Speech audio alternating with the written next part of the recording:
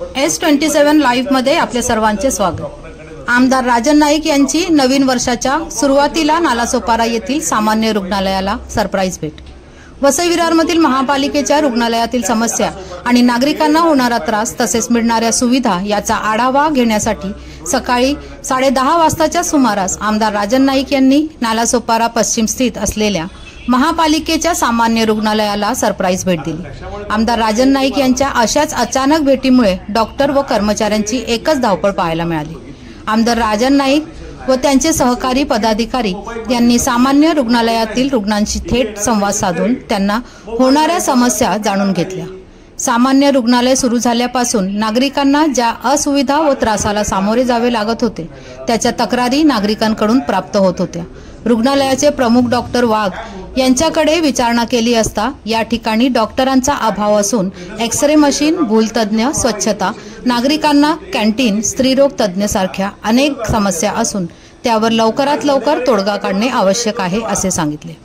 आमदारांनी मुख्य वैद्यकीय अधिकारी भक्ती चौधरी यांना दूरध्वनीवरून समस्याविषयी विचारणा करून धारेवर धरत अनेक सूचना केल्या। यापुढे आपल्या येणाऱ्या रुग्णांना कोणताही त्रास होता कामा नये तसेच कोणत्याही प्रकारची हलगर्जी या ठिकाणी खपवून घेतली जाणार नाही असे आमदारांनी सूचना केल्या। आपल्या सेवेमध्ये जर काही कमीपणा असेल तर त्या सुधारणा करणे आपले काम आहे, परंतु येणाऱ्या प्रत्येकाला योग्य उपचार तोही मोफत मिळालाच पाहिजे असे आमदार राजन नाईक यांनी ठणकावून सांगितले।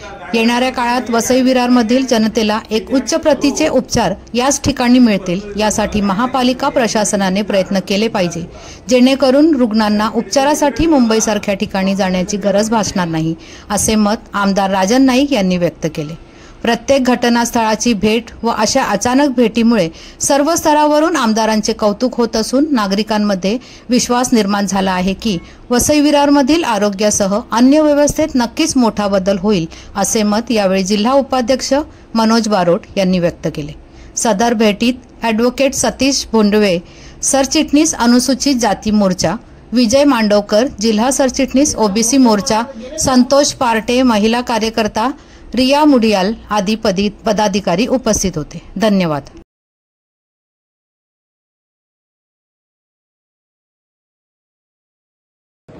पण ओपीडी मध्ये तुमचा टेथोस्कोप जर डॉक्टरकडे नसेल तो डॉक्टर मग कंपाऊंडर ठेवल्यापर्यंत आपल्या डॉक्टर बीएमएस ठेवायचे कशाला? असं टेथोस्कोप नाही तिथे त्याच्याकडे बेड नाही झोपायला। पेशंट जोपर्यंत त्याचा चेस्ट चेक करावा लागेल, त्याचा घसा चेक करावा लागेल, त्याचे डोळे चेक करावे लागतील, त्याचा बीपी करावा लागेल, त्याचा पल्स चेक करावा लागेल।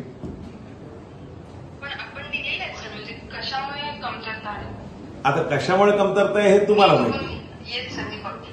हा, आणि तिथे मी आता एक्सरे रूम आम्ही जर बघितली त्या एक्सरे रूम मध्ये पार्टिशन नाही, एक्सरेची प्रिंट तुम्ही मोबाईलमध्ये देता, म्हणजे ज्याच्याकडे मोबाईल नाही, इथे येणारे पेशंट गरीब, मोबाईल नाही, मग त्याला प्रिंट मिळणार नाही। आज नियोजन झालेलं आहे भक्ती मॅडम, नियोजन झालेलं आहे नियोजन। असं केव्हा नियोजन होणार आपलं? काय मुहूर्त कसला बघतो त्याच्यात? असं काय इथे टेथोस्कोप आणि डॉक्टरांची संख्या पण वाढवा। इथे पेशंट जर 150 असतील तर 1 मिनिटात एक पेशंट तुम्ही चेक करणार, कसं चालेल ते? असं कर्मचारी आणि संध्याकाळी डॉक्टर ठेवा ना, संध्याकाळी 1-2 ठेवा। हॉस्पिटल तुमचं मच्छीमार बिल्डिंग मध्ये संध्याकाळी ओपीडी नसते असं मला कळलं, खरं की खोटं सांगा? विचारा तुम्ही। अरे डॉक्टर असतात पण आलेल्या पेशंटला ओपीडी बंद, मग ओपीडी चालू आहे असं तुम्ही लिहा ना तिथे। ओपीडी चालू आहे 24 तास, 12 तास, 24 तास, बरोबर? आणि इथे हे टाका गायनॅक पण इथे नाहीये, गायनॅक नाहीये इथे। आणि हॅलो, मी पत्र देतो तुम्हाला, गायनॅक इथे नाही। एमडी मेडिसिन इथे आठवड्यातून 3दा देतात। एमडी मेडिसिन रेग्युलर ठेवा ना, डॉक्टरची संख्या पण कमी आहे।